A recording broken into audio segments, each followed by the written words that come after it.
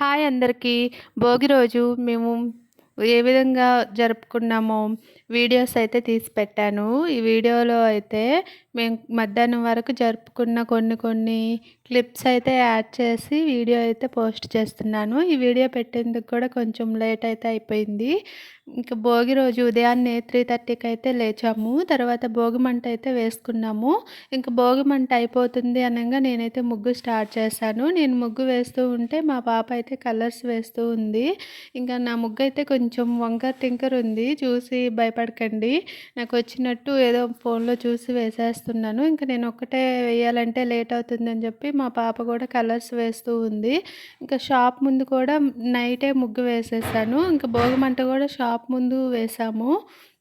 ఇంకా ముగ్గైతే ఈ విధంగా వేసాము. ఇంకా తర్వాత స్నానాలు చేసేసి ఇంట్లో పూజ అయితే చేసేసుకున్నాము. ఇంకా మా పిల్లలు అందరూ కూడా లేచి రెడీ అయితే అయిపోయారు. అంటే వాళ్ళు భోగి మంట వేసిన తర్వాత మళ్ళీ కొంచెం సేపు పడుకున్నారు.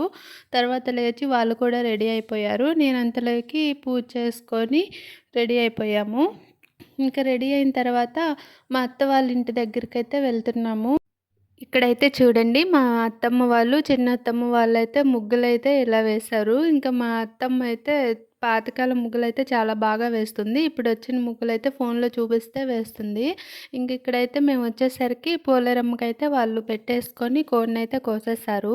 మా మామయ్య వాళ్ళ నాన్న దగ్గర నుంచి కూడా ఈ పద్ధతి అయితే వాళ్ళు పాటిస్తూ ఉన్నారు. భోగి పండుగ రోజు పోలేరమ్మని తయారు చేసి అక్కడ ఇంకా చీర అవి పెట్టుకొని పూజ చేసి కోడినైతే కోస్తారు. ఇక్కడైతే మా మామయ్య కోడినైతే కట్ చేపిస్తా ఉన్నారు. ఇంకా కట్ చేసిన తర్వాత మా అత్తమ్మ నేను కలిసి వంట అయితే స్టార్ట్ చేసాము. ఇంకా మా అత్త చేత ఉప్పు, కారం అన్నీ ఏపిచ్చి ఇంకా స్టవ్ మీద అయితే కుక్కర్‌లో అయితే చికెన్ పెట్టేసాము. పక్కనైతే ఇంకా దోస కోసం అయితే పిండి అయితే కలిపి ఇంకా దోస కూడా పొయ్యాలని చెప్పి నేను ఇంకా దోస కూడా స్టార్ట్ చేసేసాను. ఇక్కడైతే మా అత్తమ్మ చికెన్‌లో మసాలా కోసం ఎక్కువ మసాలాలైతే వేయదు. నాటుకోడిలో ఎక్కువ ధనియాల పొడి వేసుకుంటేనే టేస్ట్ ఎక్కువగా ఉంటుంది. ధనియాలైతే అందుకోసం ఫ్రై చేసి మా అత్తమ్మ మిక్సీలో కూడా వేయదు. దంచేస్తుంది. ధనియాలు, ఎండు కొబ్బరి, అల్లం, వెల్లుల్లి వేసి దంచేసింది. ఇంకా తర్వాత నేనైతే దోస కోసం దోస పిండి కలుపుతూ ఉన్నాను. దోసపిండి కలిపిన తర్వాత ఒక పక్క అయితే గ్యాస్ స్టవ్ మీద ఒక పక్క దోస పోస్తూ ఉన్నాను. ఇంకో పక్క కూర అయితే ఉడుకుతూ ఉంది. కూర ఉడికిన తర్వాత మా ఆడబిడ్డ కూడా వచ్చి ఇంకో పెనం పెట్టుకొని దోస పోస్తూ ఉంది. మేమిద్దరం కలిసి దోసలు పోస్తూ ఉంటే మా పిల్లలు, వాళ్ళ పిల్లలు, మా హస్బెండు, అత్తమ్మ, మామయ్య అందరూ అయితే తింటూ ఉన్నారు.